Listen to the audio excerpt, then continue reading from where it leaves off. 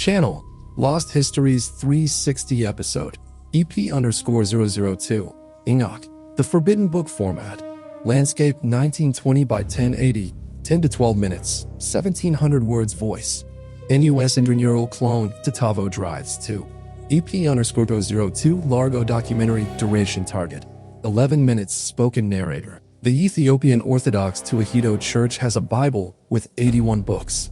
The Catholic Bible has 73. The Protestant has 66. The Ethiopian, 81. And one of the books that Ethiopia never removed is the Book of Enoch. Not as an appendix, not as a curiosity, as scripture, read in liturgy, quoted by clergy, treated as inspired. While the Western Church spent 15 centuries deciding the book was apocryphal, Ethiopia simply never obeyed. And in 1773, a Scottish aristocrat named James Bruce walked into a monastery in Gondar, learned the language, and brought back to Europe what Europe had not seen in 1400 years. This is the story of the church that ignored the canonical decision of Rome, and how a single explorer's 3 manuscripts let the West read its own forgotten scripture again. Narrator, to understand how Ethiopia preserved this book, you need to understand the geography of early Christianity. Most people think of Christianity as a Mediterranean religion that spread through Rome. That is half the story. There was another Christian world, older in some ways, independent of Rome, connected through Alexandria and the Red Sea trade routes. The Christianity of Ethiopia, of Coptic Egypt, of Nubia, and later of Eritrea. The Ethiopian tradition holds that Christianity reached the kingdom of Aksum in the 1st century after Christ, possibly through the Eunuch of the Acts of the Apostles, chapter 8. It was officially established as the state religion in the 4th century under King Ezana, around 330 CE. That makes Ethiopia one of the oldest Christian states in the world, older than the Roman Empire's official Christianity. The Bible was translated into Guizi, the liturgical language of Ethiopian Christianity, the equivalent of Latin for Catholicism, between the 5th and 7th centuries. The translators worked from Greek manuscripts that included the Book of Enoch as part of the biblical corpus. Why? Because at that time, 5th, 6th, even 7th century, the question of whether 1st Enoch was canonical was still being debated in the Greek-speaking world. The Ethiopians took the books that were available, translated them, and bound them into their canon. By the time the Western Church finalized its decision against 1st Enoch, the Gelasian Decree, 6th century, Ethiopia already had the book as scripture. And Ethiopia did not get the memo. Or, more accurately, Ethiopia got the memo and ignored it. Getachew Haile, the great Ethiopian-American scholar who cataloged thousands of Guizi manuscripts, wrote in the Encyclopedia Ethiopica with cutting precision. The Ethiopian biblical canon was never reduced to match Western standards. The books Europe calls apocryphal or pseudepigraphical were simply part of the Bible in Ethiopia. Simply part of the Bible. Not appended, not segregated, not marked.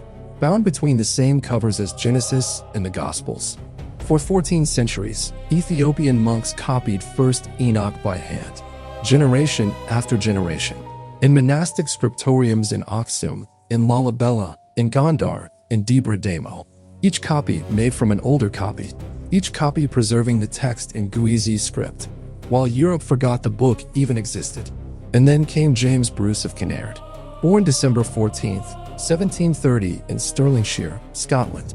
Aristocrat, explorer, writer. He stood 6 feet 4 inches tall, which made him a giant by 18th century standards.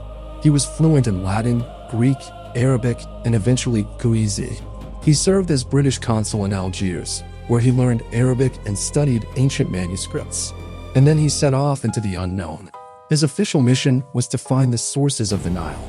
His route ran through North Africa, Egypt, Sudan, and finally Ethiopia.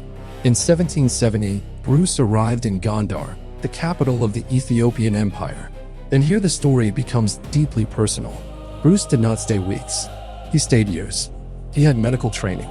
In Gondar, he practiced medicine. He treated a smallpox epidemic that was decimating the Ethiopian court. Empress Mentwab, the de facto regent for decades, opened doors to him that no European had ever crossed before. Bruce learned Guizi, and that gave him access to monastic libraries where Ethiopian monks were still copying manuscripts the West believed lost forever. In 1773, James Bruce returned to Europe. He carried 3 manuscript copies in Guizi of the Book of Enoch. 3, not 1. One copy was deposited at the Bodleian Library in Oxford, preserved today as MS Bruce 74. Another went to the Bibliothèque Nationale in Paris. The third remained in Bruce's personal possession until his death. In 1790, Bruce published his account, Travels to Discover the Source of the Nile. 5 volumes. He described what he had seen: Ethiopian Christianity, the architecture of Gondar, the Empress's court, the manuscripts, the journey to the source of the Blue Nile. British society did not believe him. Samuel Johnson, the most famous man of letters in England, never took Bruce seriously. Critics said he had exaggerated, that he had invented the Ethiopians he described, that a kingdom of stone churches and complex liturgy in the Horn of Africa was impossible. It cost Bruce his reputation. He died in 1794, mocked. Only when other 19th century travelers reached Ethiopia and confirmed point by point what Bruce had reported did Europe acknowledge that he had told the truth. But the manuscripts were already in Oxford, waiting. In 1821, Richard Lawrence, Archbishop of Cashel and Professor of Hebrew at Oxford, published the first complete translation of 1st Enoch into English. From Bruce's manuscript, Europe was reading for the first time, in 1400 years, what Ethiopia had never stopped reading. And then something extraordinary happened. In 1978, the British scholar Michael Knibb published a comparative study of the Aramaic fragments from Qumran with the Guizi Ethiopian text. Knibb found that in some passages, the Ethiopian text preserved a version closer to the original Aramaic than any other surviving manuscript, closer than the Greek versions found in Egypt, closer than the medieval translations. The periphery had preserved what the center had deformed. That is the irony at the heart of this story. The Western Church, Rome, Constantinople, Carthage, the great theological centers, slowly forgot the book. The Ethiopian Church, geographically peripheral, theologically independent, often dismissed by the West as marginal, kept the most faithful version of the text in existence.